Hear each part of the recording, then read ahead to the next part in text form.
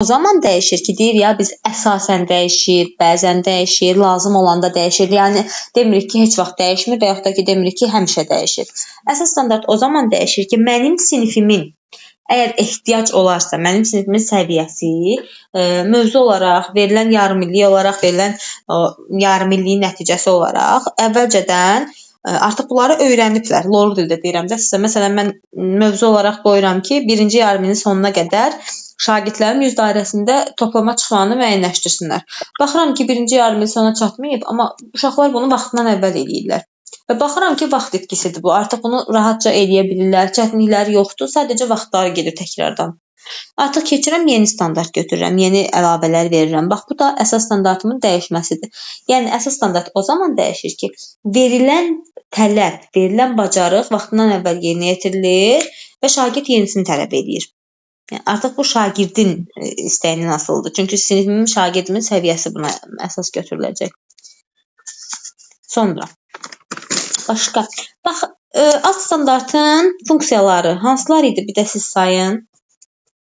Bayaq elə onu mən qeyd edirdim, yarımçıq qaldım müəllimə. Elə deyəcəydim ki, zəhmət olsun bir də təkrar eləyəsiniz. Baxın, deyirəm, qeyd eləyin. Alt standart təlim məqsədlərinin dəqiq müəyyən edir. Təlim məqsədlərinin müəyyən olunması üçün alt standart etibarlı zəmin yaradır. Bu birinci. İkinci, strategiyaların, yəni iş üsullarının seçilməsində mühüm rol oynayır. Üçüncü, inteqrativliyi təmin edir. İnteqrativlik. Dördüncü, məzmunun davamlı inkişafı üçün şərait yaradır. Davamlı inkişaf nə idi? İndi ondan danışacağıq. Davamlı inkişafını təmin edir. Davamlı inkişaf nədir? Baxın, davamlı inkişaf odur ki, verilən mövzu, verilən yarımillik, verilən material, verilən məzmun xətti. Məsələn, mənim məzmun xəttim götürürəm, dil qaydalarıdır bugün. Dil qaydalarından isim mövzusundan danışıram, əsas standartımdır. Və isimin hissəsi var da, yəni ismi birbaşa bir dərsə keçib bütövlükdə bitirə bilmərəm. İsmi hissə olaraq keçirəm. İsim məsələn ilk olaraq ismin hallanmasından danışıram. Bax, bu ismin hallanmasından danışıramsa, bu bütöv ismi keçmək demək deyil. Buna bir hissəsini danışıram. Davamlı inkişafda o zaman olur ki, artıq gələn il, gələn yarım il və yaxud da ki, bir-iki mövzu sonra da isimdən artıq biraz daha geniş formada danışacağam. Burada daha çox şaquli inteqrasiya rol oynayır, illər arasında olur. İsimdən daha çox danışıram, artıq daha geniş danışıram. Bu da o deməkdir ki, mənim məzmunum isimdir və isim davamlı olaraq yenə də inkişaf edir. İsmi bir dəfəyə keçib bitirmirəm. Davamlı olaraq mövzum inkişafdadır. Artıq bu davamlı inkişaf deməkdir. Aha, bəs inteqrasiyalarımız hansıları idi, Sevil müəllimə? İnteqrasiyalarımız demək fən daxili, fən üstü, fən arası bunlardır. Bəli, fən daxili neçə hissəyə bölünürdü? Şaquli və üfüqi olaraq iki yerə bölünür. Şaquli odur ki, siniflər məsələn arasında Düzdür, illər siniflər arasında. İllər, yəni bəli, siniflər. Şaquli odur ki, sinifin özündə demək ki, hansı mövzu ilə bağlı fən daxili inteqrasiyadır, yəni bəli, yəni həm bir sinifdə, eyni sinifdə olan. Məsələn, asanlaşdıraq da cümləmizi, tutalım siz ismi keçirsiniz, bayaq dediyim kimi, və yaxud da ki, Azərbaycan tarixindən, Səfəvilər dövlətindən danışırsınız. Deyirsiniz ki, uşaqlar, gələn il daha geniş formada keçəcəyik və yaxud da ki, keçən il yadınızdadır, bundan danışmışdıq. Keçən il, gələn il siniflər var. 5-ci sinif, 6-cı sinif arası məsələn. Bax, bu şaqulidir, sinif.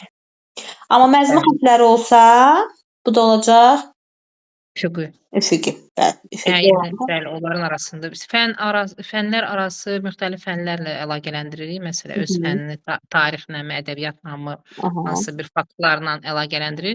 Fən üstü də həyatla əlaqələndirir. Həyatda olan prosesləri nümunə gətiririk, dərsimizlə əlaqələndiririk.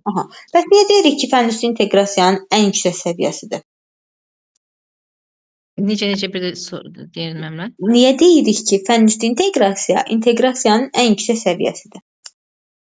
Yəni burada canlı olaraq göz qabağını uşaqlar canlı görürlər. Keçdiyi dərsi gözünün qabağında canlanır. Daha yaxşı belə deyək anlayırlar, Hı hı. qavrayırlar. Yəni Bəli. mən elə başa düşürəm. Düzdür. Tətbiq əsas götürülür ona görə. Çünki öyrənmədə biz deyirik ki, şagirdə bir mövzunu neçə dəfə deyək fərq eləmir. Əgər onu tətbiq eləmiriksə, şagirdin öyrənməsi effektiv olmur. Amma biz bir dəfə deyib onu tətbiq eləsək effektiv olacaq. Bəli. Yəni praktiklik əsas götürülür burada. Aha, belə bir atalar sözü var. 100 dəfə eşitməkdənsə bir dəfə Bir dəfə görmək görmək. yaxşı. Bəli, düzdür. Bu daha Hı -hı. effektivdir.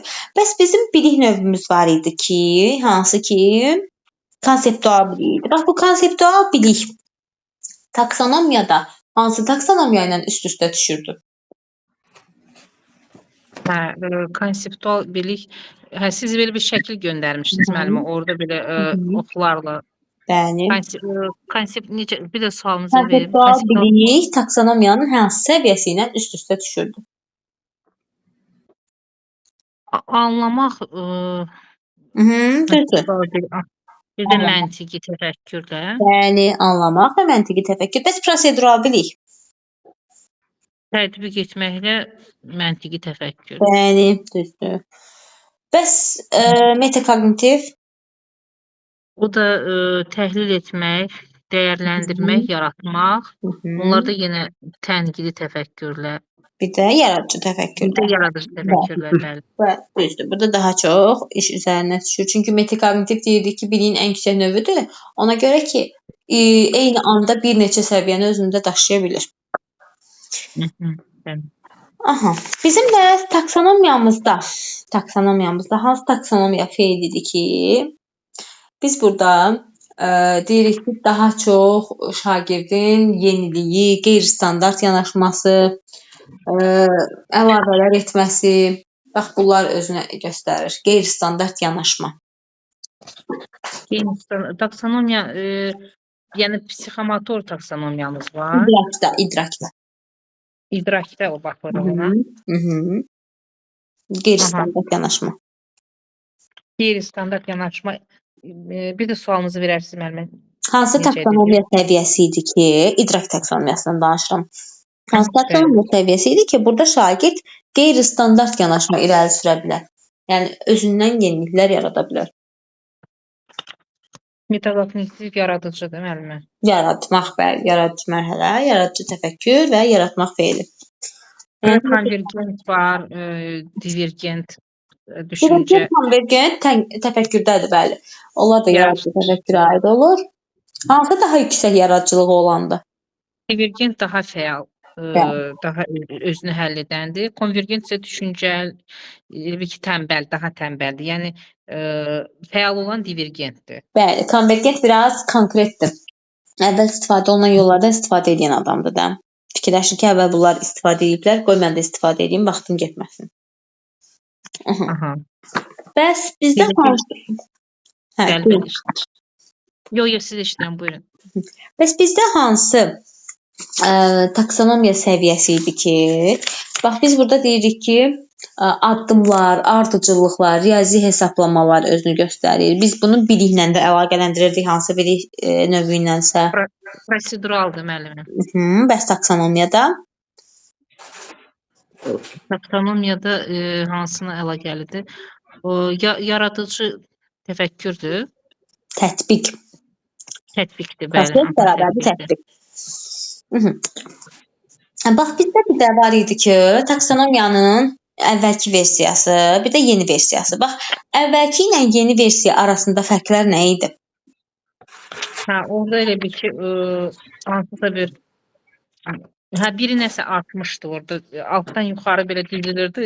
Onu dəqiq hansıları dəqiq deyəcəm müəllimə. Xatırlamaq, taksonomiya təkmilləşdirməsi bu elə bir ki, xatırlamaq, anlamaq, tətbiq.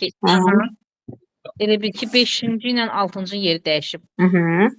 Xatırlamaq, anlamaq, tətbiq etmək, təhlil etmək, dəyərləndirmə, bir də yaratmaq. Bəli, bu 2001-dəki taksonomiyada belə olub. Bəli, əvvəlki dəyişilib.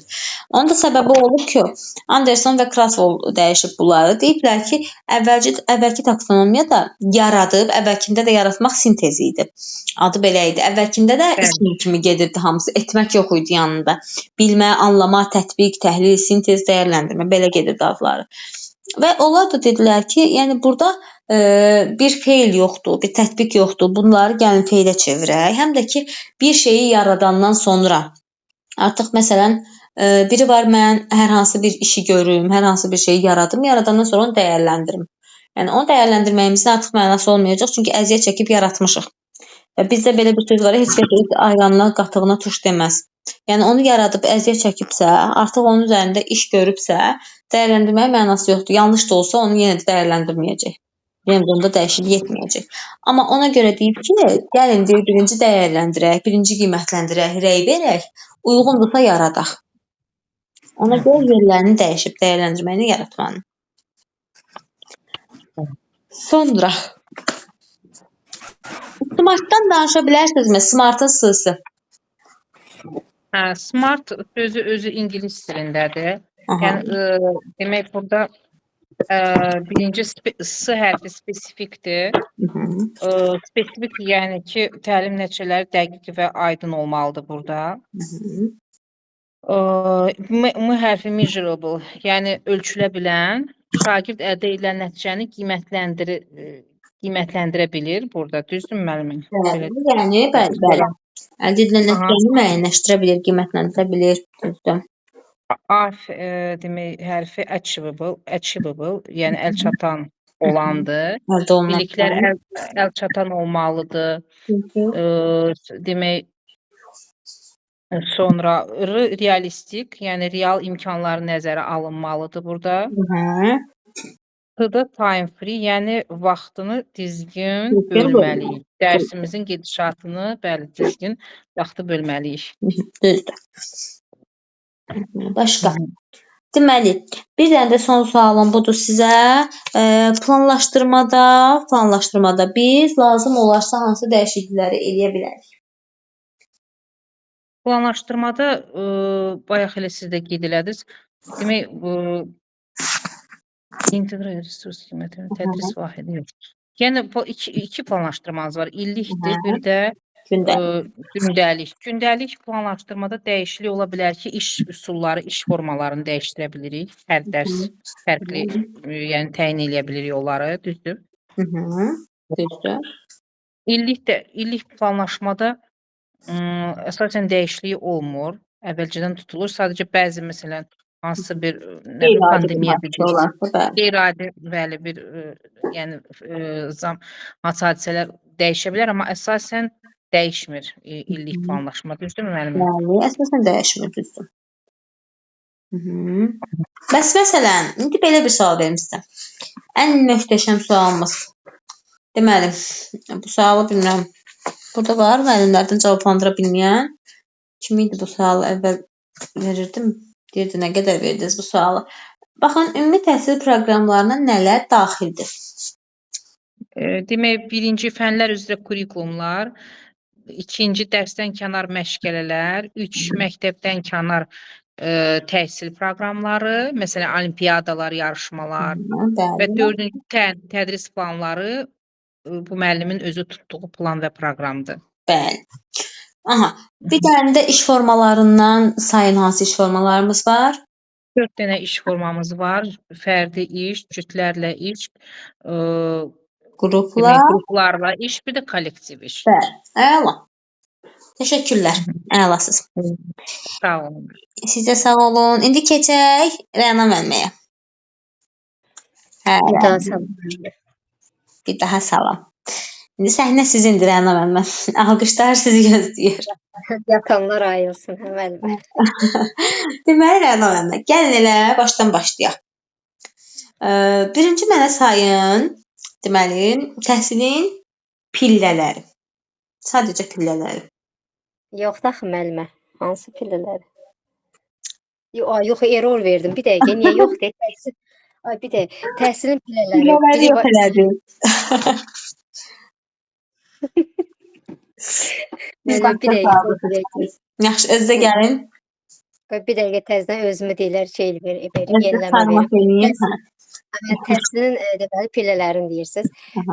Deməli, məktəbə qədər, Mhm. ondan sonra orta təhsil, sonra yox, Ümumi ibtidai təhsil, orta, ümumi təhsil, ümumi təhsil. ortada, yəni 5-dən 9-a qədər, Yox, məktəbə yox, qədər 1-dən səviyyəni 4-ə. soruşmuram ha. Səviyyəni baxmayın. Təkcə ümumi təhsil. Desəm Məktəbə səviyyəsi qədər ondan təhsil. sonra etsin. Bəli. Məktəbə qədər təhsili deyirsiniz. Baxın, məktəbə qədər təhsil ayrıca pillədir. Ümumi Pillədir. təhsil ayrıca Ümumi pillədir. Desəm ki, ümumi təhsilin içərisində nələr var? Onda sayarsınız məktəbə hazırlıq, ibtidai. Hələ heç nə soruşmuram. İndi qarşıda o birislər var hələ. Sonra peşə təhsili. Tez kullanmaq istədim də mənim ona görə. Yox, tələsməyin. Bilirsiniz niyə tələsməyin? Baxın, necə deyirik, elə də yadımızda qalır da. Sonra sizdən testdə soruşdular ki, pillələr və səviyyələr uyğunlaşdırın. Hər pillənin öz səviyyəsini uyğunlaşdırmalısınız da, belə qarışır. Bəli. Sonra peşə təhsili, Peşə təhsili, bir də ümumi təhsil, məktəbə qədər təhsil. Bunlar deyildi. aha, məktəbə qədər ümumi təhsil, peşə təhsili düzdür. Bir də orta ixtisasın ali təhsil. 5 dənədir. Bəli. Deməli, indi gəlin, baxaq görək, orta ixtisas təhsilinin səviyyəsini sayın. Səviyyələrini sayın. Orta ixtisas təhsilinin səviyyəsi olmur da axı. Bəli, yoxdur. Bəs məktəbə qədərin? Onun da yox idi. Bəli, onun da yoxdur. Bəs ümumi təhsilin səviyyələri hansılar idi? Ümumi təhsilin səviyyələri, misal üçün belə deyək də 1-dən 4-cü sinifə qədər ibtidai təhsil. Ondan sonra orta ixtisas, o 5-dən 9-a kimi o məcburidir. O 10-11-də o da məcburi deyil, yəni. Bəli, ən Tam birincisi orta təhsil. ən birincisi məktəbə qədər var, məktəbə hazırlıq. Daha doğrusu, məktəbə hazırlıq. 5 yaşlılar bunları birinci sinifdən əvvəl. 5 yaşlılardan, bəli, ibtidaidir. Sonra orta təhsil, bir də var tam orta təhsil. O da 10-11-ci sinifləri əhatə etmiş. Bəs ümumi təhsil proqramlarına nələr daxil idi? Ümumi təhsil proqramlarına, fən kurikulumu deyirdiniz siz. Bir tədris tədris proqramları, məktəbə qədər, məktəbdən kənar, bir də fən üzrə kurikulum. Məktəbdən kənar məşğələlər, bəli, bir də məktəbdən kənar təhsil proqramları düzdür. Bəs alt standartın funksiyaları? Alt standart. Alt standart belə deyək də dəyişkən olur, çox vaxt dəyişilmir. Mövzuya asılıdır, yəni mövzudan ibarətdir, təlim nəticələrindən. Sonra nə deyə bilərəm? Bir də nə əlavə edə bilərəm? Standartların alt standartı funksiyaları. 4 dənə funksiyası var idi, bayaq saydıq Asil müəlliməyə. Bir dəqiqə. Davamlı inkişaf. Davamlı inkişafdır. Strategiyadır, inteqrasiyadır, bir də məzmun. O deyil. Alt standart strategiyadır. Yəni burada iş üsulu, interaktivlik təmin etməkdir. Bir də məzmunun davamlı inkişafıdır. Bəli. Məzmunun bir də dəqiq müəyyən olunması. 4 dənə. Düzdür. Bəs bizim hansı dövlət standartları, daha doğrusu dövlət standartlarımızdakı hansı tələb idi ki, biz burada deyirdik ki, 3 əsas ünsür götürülür. Müəllim işini tam görməlidir. 3 əsas ünsür burada əsas götürülür. Planlaşdırmada deyirsiniz, orada təlim dövlət standartlarında. Təlimlə dövlət standartları bir dəqiqə hansılar idi o? Pedaqoji prosesin tamlığı, dəstəkləyici mühitin yaradılması. Müəllim işini tam görməlidir. Onu tam xatırlamadım müəllimə. Pedaqoji prosesin tamlığıdır da. Tərbiyə edici, inkişaf etdirici, öyrədici. Bəli. 3 iş eyni anda, eyni dərs prosesində olmalıdır ki, burada müəllim tam görmüş olsun işini. Və tamlıqda da əgər görsəniz ki, siz testlərdə qarşınıza çıxacaq, amma ancaq bunu etdi, digərini etmədi, bunu etdi, amma digərini edə bilmədi. Onları başa düşürəm müəllimə, belə tapa bilmədim, amma belə ayrılıqda mövzu olaraq anlayıram. Bəli. Əsas elə testi tapa bilirsinizsə, mövzu olaraq anlayıram, amma belə çəkə bilmədim, adlarını sadalaya bilmədim ardıcıllığını. Bir dənə də keçən situasiya deyim. Deməli, Afaq müəllimə keçən dəfə bu situasiyanı düz tapmışdım. Baxın, müəllim laboratoriyada şagirdlərə kimyəvi elementlərin məsələn üzərində iş aparmaq üçün şagirdləri laboratoriyaya aparır. Və şagirdləri əlcək, xalat, eynək, maska ilə təmin eləmir. Bu zaman hansı dövlət hansı tələbi pozulur? Bəli, dəstəkləyici mühitin burada pozulması. Çünki müəllim şagirdləri həmin dərs şəraitində, həmin dərs müddətində dəstəkləyəcək işləri yerinə yetirmir. Çünki hər hansı bir proses olsa, mühit şagird dəstəkləməyəcək, zədələnəcək. Sonra, bəs bizdə hansı halda müəllim deyirdik ki, mövzunu keçsə belə, şagirdlərdə çətinliklər yaranarsa, qiymətləndirmədə problemlər yaranarsa, onu izah etmir. Burada hansı tələbi pozur? O da tamlıqdır. Yox. Çətinlik yaranarsa, qiyməti aşağı olanda, məsələn, summativ keçirilir, summativdə nəticə aşağıdır. Amma müəllim heç bir hal eləmir burada, heç bir dəyişiklik etmir. O belə də müəllimə dəstəkləyici deyildi. Yox, tələsməyin.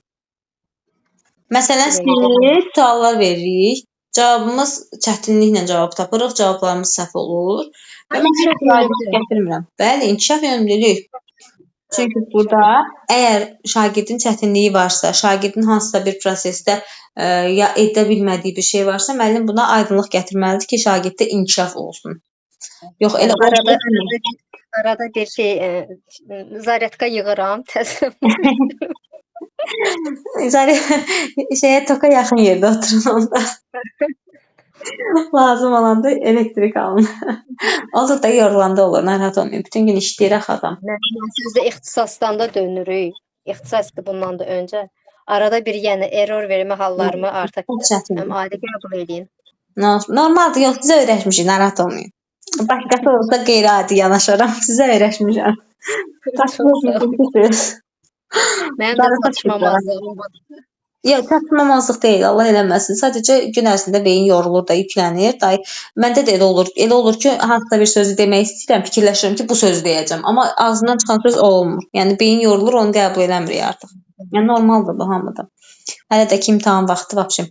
Sonra, bax belə bir dənə sual verdim sizə son olaraq. Bax, məsələn, müəllim sinifə daxil olur və davamlı olaraq şagirdləri danlayır. Onları davamlı olaraq tənqid edir. Siz bunu bilmirsiniz, siz bunu yaza bilməyəcəksiniz. Sizin sinifdən nə gözləyirəm ki, mən niyə yenə sizin sinif rəhbərinizdə oldum? Başlayır belə danışmağa. Bax, bu halda müəllim hansı etik davranış qaydasını pozur və hansı tələbi pozur? Burada belə deyək də, yəni motivasiya yoxdur da orada. Stimullaşdırma yoxdur. Belə deyək də onlar, inkişaf yoxdur, daha nə deyim? Etik davranış qaydasından hansı pozulur? Yox, şəxsi qərəzliyi yox, deyə bilmərəm. Dəstəkləyici mühit. Dəstəkləyici mühitdə qalaq. Çünki psixoloji olaraq şagird həmin mühitdə dəstəklənmir. Davamlı olaraq danlanan, davamlı olaraq tənqid olunan şagird həmin mühiti bir də istəməz. Bir də müəllimi istəməz. Çünki bilir ki, o müəllim yenə də onda nəsə axtaracaq, nəsə deyəcək, danlayacaq. Dəstəkləyici mühit burada pozulur. Bəs etik davranış qaydalarından kim bilir əlini qaldıra bilər?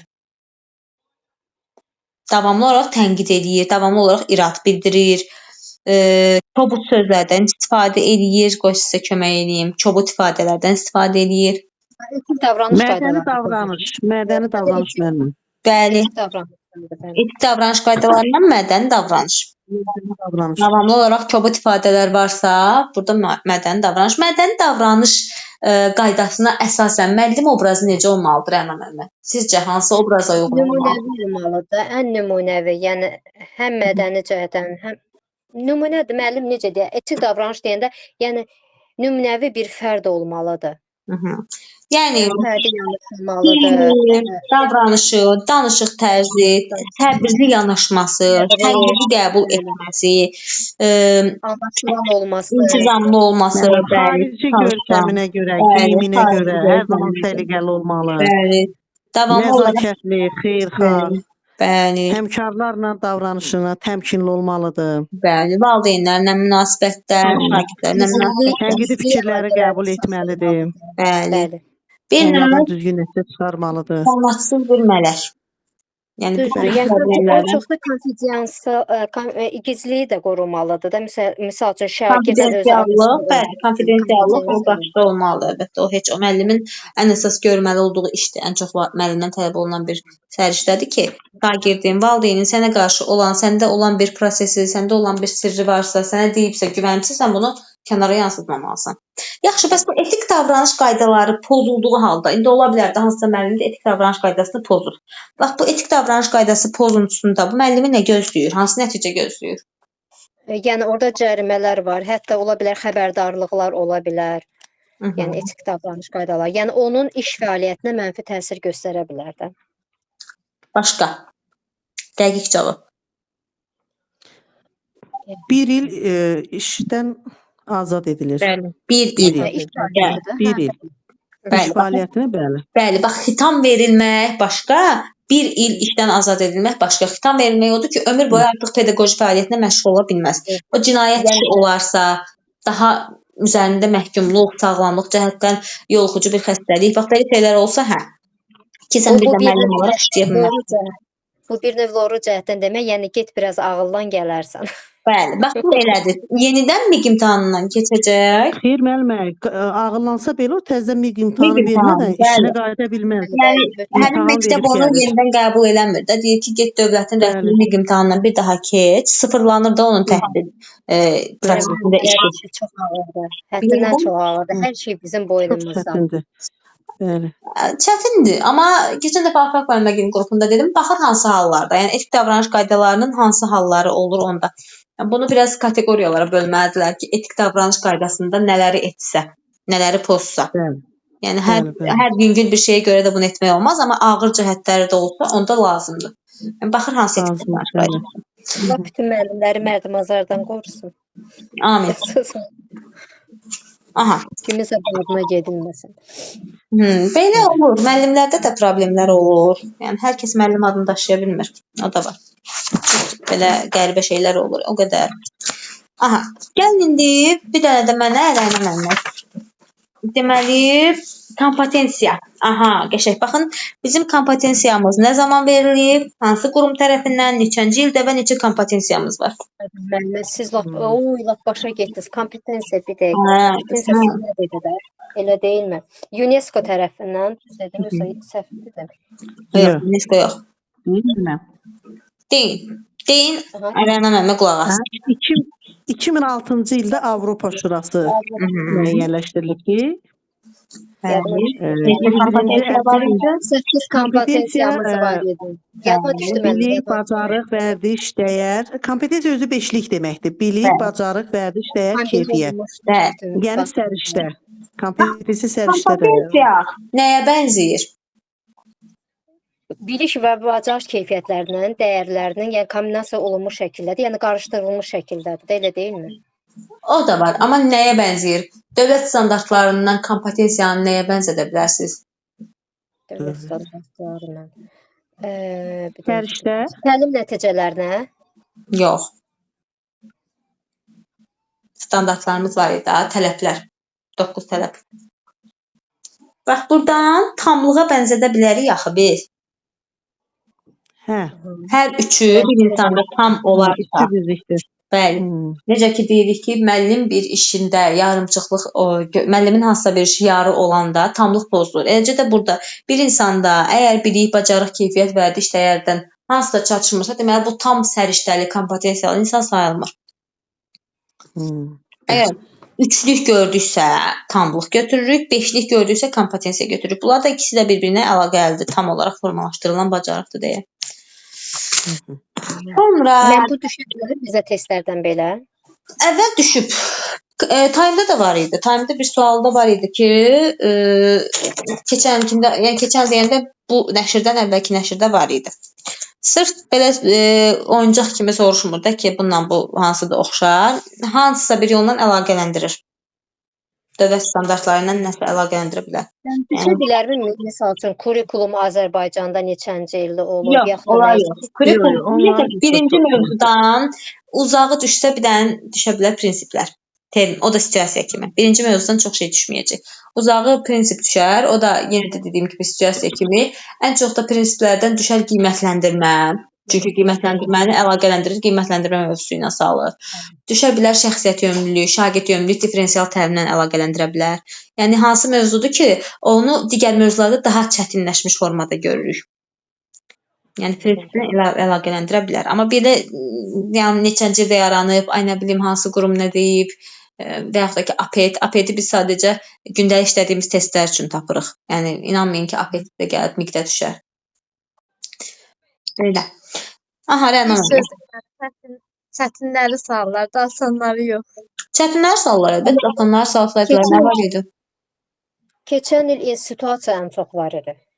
Keçən il daha çox situasiyalar var idi və daha mürəkkəb situasiyalar var idi. Bu il də çox güman ki, elə olacaq. Yəni amma dəyişiklik yoxdur. Yəni eyni yolla gedirik. Doğru yanlış cədvəllər daha çox olacaq. Uyğunsuzluq, uyğun olmayan, məsələn, doğru yanlışda biz öyrənmişdik ki, ancaq doğrunun altında doğru, yanlışın altında yanlış. Amma daha çox indi doğrunun altında yanlış, yanlışda doğru. Uyğunsuzluğu soruşur, bəli. Bəli, daha çox Venn diaqramları.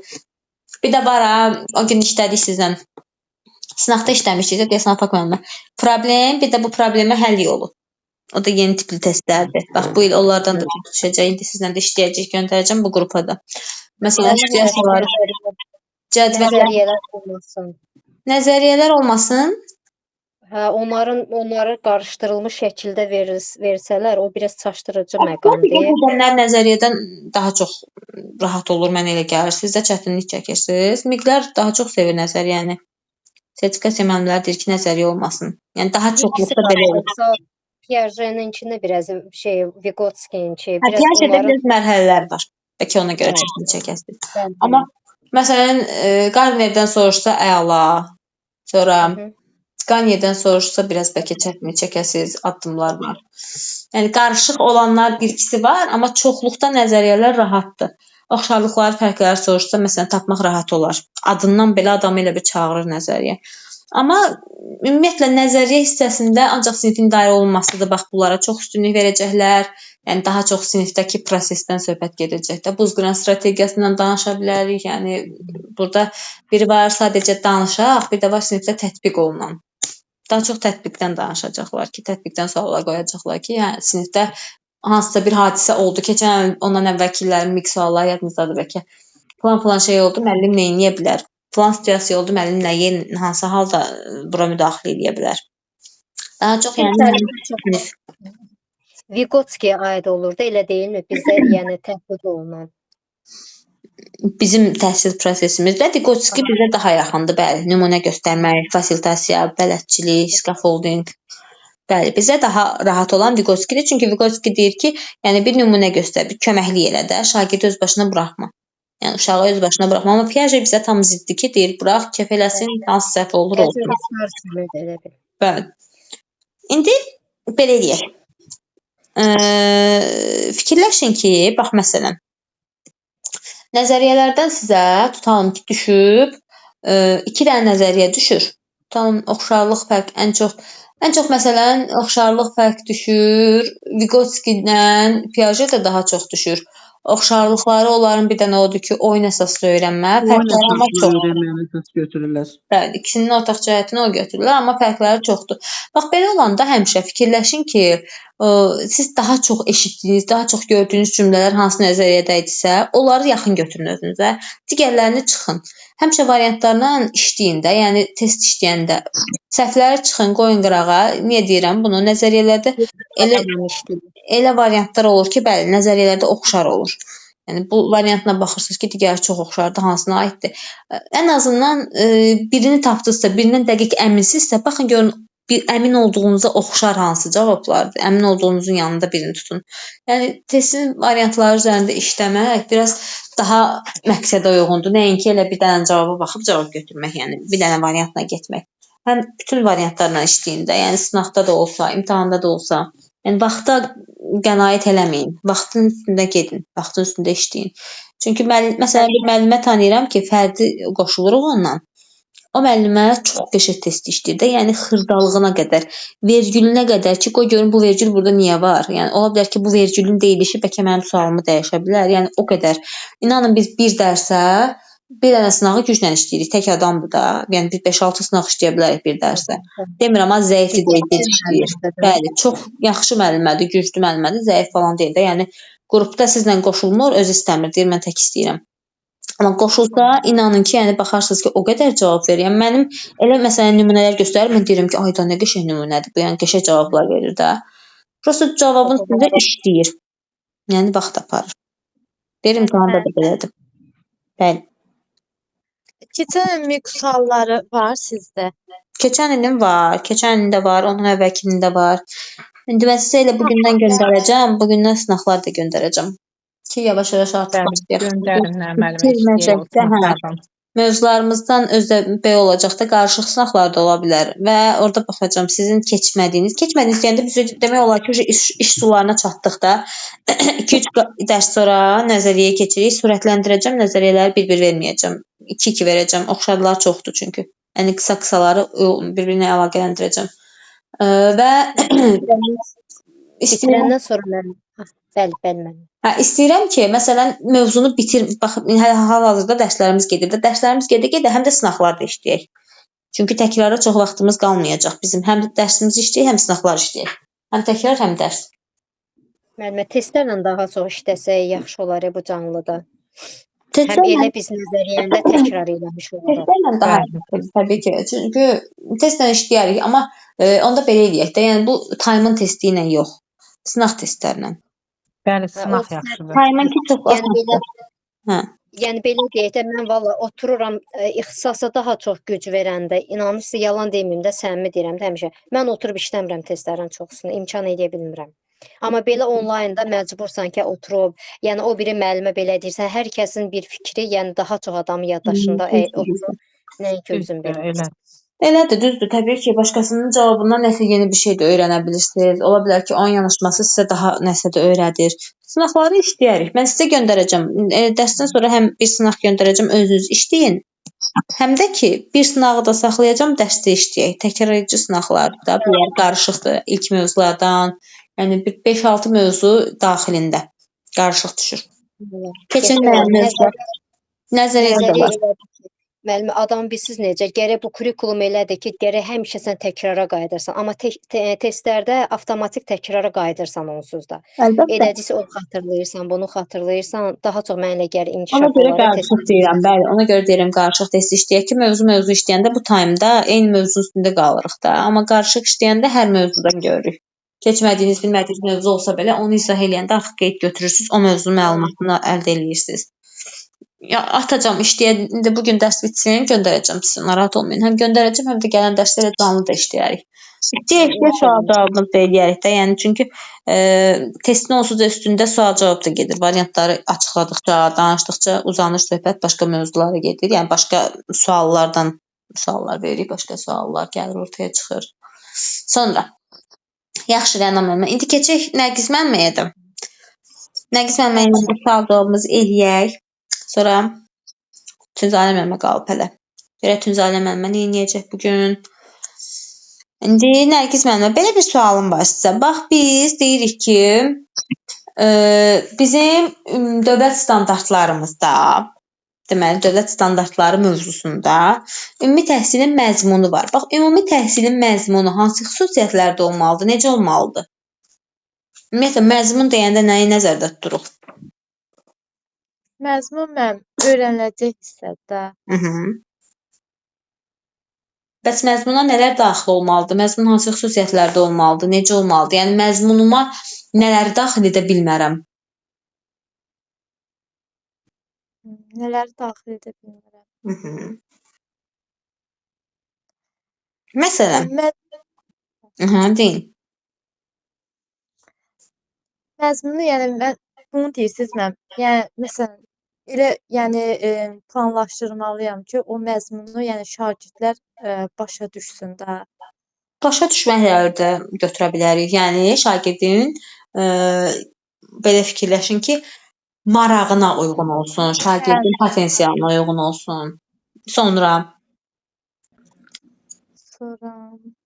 baxın, məsələn, şagirdin yaş səviyyəsinə uyğun olmalıdır. Şəxsiyyət yönümlü olmalıdır ona görə ki, bizim milli bəşəri dəyərlərimiz əsas götürülməlidir. Din və mövzu olaraq deyirəm də, yəni mövzuya din çox daxil olmamalıdır. Dini olaraq mövzu keçirilməməlidir. Din, məsələn, indi görsək müasir dövrdə keçirilən dərslərimiz dinimizdən danışırıq, məlumat veririk ki, dinimiz İslam dinidir, bayrağımız hansıdır, dilimiz hansıdır, nələr bizdə atributlar var və s. Amma hər birinin öz qaydasında. Daha çox abartıb, daha çox din yönümlü getmirik də biz. Bu da özünü nədə göstərir? Biz deyirdik ki, din dövlətdən ayrıdır. Yəni burada artıq bizim dövlət idarə etmə sistemimizdə din üstünlüyünü təşkil eləmir. Sonra bax, məsələn, məzmuna ikinci dərəcəli məsələn, əlavələr edilməməlidir. Şagirdlərin yaş səviyyəsinə olaraq, məsələn, dram əsərləridir, faciədir, komediyadır, janrlar olaraq deyirəm. Bax, bunlar şagirdlərin yaş səviyyəsinə uyğun olaraq seçilməlidir. Praktiklik daha üstünlük təşkil etməlidir, nəinki nəzəri hissə. Sonra həyatla əlaqələndirilməlidir. Sonra şagirdin və gələcəyə hazırlanması, gələcəkdə ona faydalı ola biləcək məzmunlar yer almalıdır əsas.